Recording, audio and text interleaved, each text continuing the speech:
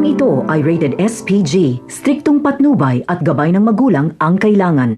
Naghanda si Don Julio ng maraming tauhan dahil pupunta siya sa kinaroroonan nila Pilar. Alam ni Don Julio na papatay ni Ramon at Tanggol si Pilar kaya ayaw niya itong mangyari.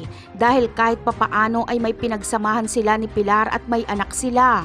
Ang layunin ni Don Julio ay pakiusapan si Pilar na palayain ito ang lola ni Tanggol at ibibigay na lang ni Marites sa mga titulo na hinihingi ni Pilar.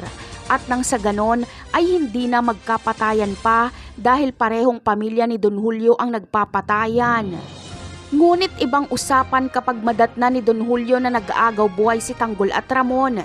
Ikakagalit niya ito ng husto kaya si Pilar ang kanyang gagantihan. Wala nang magagawa si Don Julio kundi paslangin na lang si Pilar dahil sumobra na ito.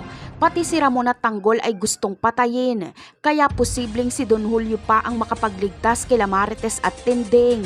Sa ibang eksena naman ay tila magiging bihag nga ni Santino si Erica. Kung ano ang ginagawa ni Rigor noon sa paghihigpit kay Marites ay siya ding gagawin ngayon ni Santino kay Erica. Hindi namamalaya ni Santino na mali na ang kanyang ginagawa. Nagpapauto na naman siya kay Rigor na gamitin nila si Erica laban sa mga gerero.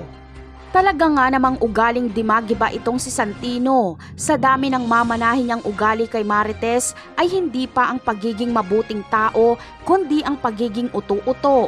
Marami ng bahid ng dugo ang mga kamay ni Santino dahil marami na siyang napatay lalo na sa pagpapasabog sa meeting di abanse nila Tanggol.